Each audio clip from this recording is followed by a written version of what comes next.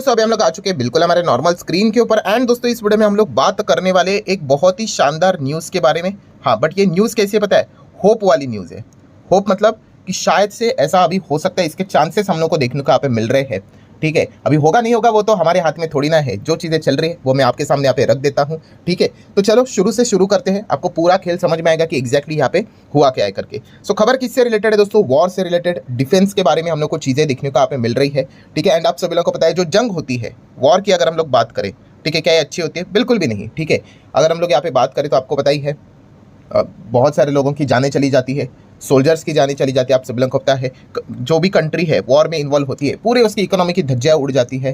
ठीक है, बेनिफिट तो नहीं होगा कि वाह मज़ा ही आ गया, वॉर करते ही रहेंगे करके, नहीं। हर पैमाने के ऊपर अगर हम लोग बात करें तो नुकसान ही नुकसान हम लोग को देखने को मिल जाता है। एंड यहाँ पे हम लोग किस वॉर की बात करने वाले हैं? रशिया वर्सेस यूक्रेन के बारे में। अभी लगभग अगर आप देखोगे 1000 दिन से ज़्यादा ये वॉर हो चुकी है।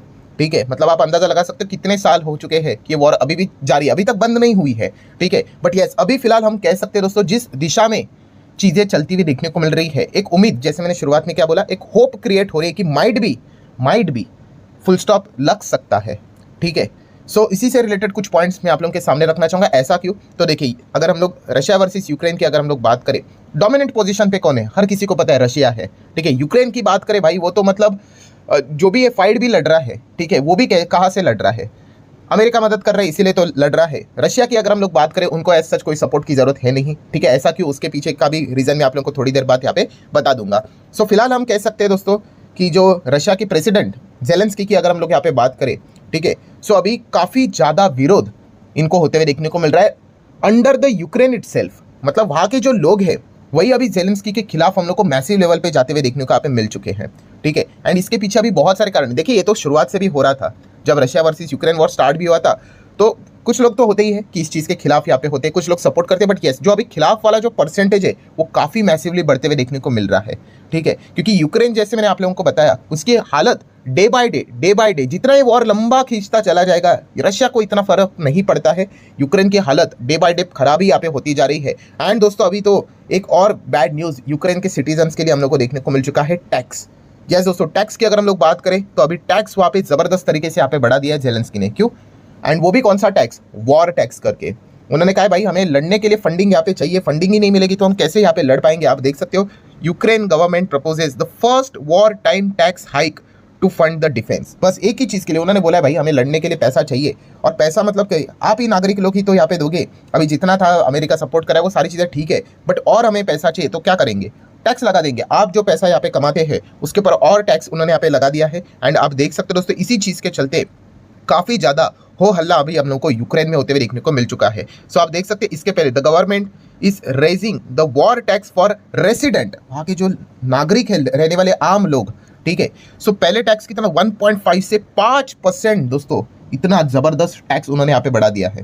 ठीक है, देन अगर हम लोग यहाँ पे बात करें तो उन्होंने ये भी बताया है कि ये कहाँ से पे करना है, कि जो पर्सनल इनकम है वहाँ से आप लोगों को ये टैक्स यहाँ पे देना पड़ेगा। ठीक है, मतलब नॉर्मली जो टैक्स चलता है इनकम टैक्स वो तो है, अभी आपको और एक्स्ट्रा 5% देना पड़ेगा आपके इनकम के ऊपर। एंड वो कौन सा है? इनकम टैक्स नहीं है भाई, ये तो वॉर टैक्स हम लोग को देखने को यहाँ पे मिल रहा है। ठीक है, तो काफ़ी सारे लोगों के ऊपर, जो एंटरप्रेनर्स हैं उनके ऊपर, इंडिविजुअल एंटरप्रेनर्स की बात करें, स्मॉल बिजनेसेस की बात करें, ठीक है, सब अभी परेशान होते हुए देखने को मिल चुके हैं क्योंकि इनके ऊपर ये सारी चीज़ें हम लोग को देखने को यहाँ पे मिल रही है। प्लस इसी के साथ साथ आप देख सकते हैं, it also increase some rental payment and taxed commercial banks profit at 50%। मतलब क्या है? जितना हो सके भाई इनके ऊपर टैक्स लगा दो, इनके हिसाब से पैसा यहाँ पे निकालो। क्यों? क्योंकि वही पैसा इनको चाहिए आगे फाइट करने के लिए। उन्होंने बोला ना कि भाई ये चीज़ हम क्यों कर रहे हैं? To fund defence. ठीक है, तो ये सबसे बड़ी दिक्कत हम लोग को देखने को मिल रहा है। रिसेंटली हम लोगों ने देखा था कि जो यूक्रेन में हम लोगों को रशिया की ओर से एरियल अटैक होते हुए देखने को मिला था, जो उन्होंने ड्रोन मिसाइल 90 मिसाइल्स 100+ ड्रोन्स का अटैक किया था, तो उससे क्या हो गया? उनके पावर यूनिट के ऊपर, ग्रिड के ऊपर उन्होंने अटैक कर दिया। 1 मिलियन से ज़्यादा घर पावर कट में अभी जी रहे हैं यूक्रेन में। एंड वहाँ पे तो फिलहाल आपको पता है सर्दी भी देखने को मिलती है, हीटर भी नहीं रहेंगे तो हालत खराब। मतलब हम कह सकते हैं नागरिकों की हालत अभी बहुत ही ज़्यादा हम लोग को वहाँ पे खराब होते हुए देखने को मिल चुका है। एंड वो लिटरली अब चाहते हैं कि भाई बस कर दो। आप देख सकते हो कि ये जो पोल है कि यूक्रेनियंस की अगर हम लोग बात करें, वो बार बार सपोर्ट कर रहे हैं किस चीज़ को, कि भाई निगोशिएट कर लो रशिया के साथ, पीस के लिए, बस हो गया। ठीक है, अभी खुद के ऊपर भी ये चीज़ें आ रही है।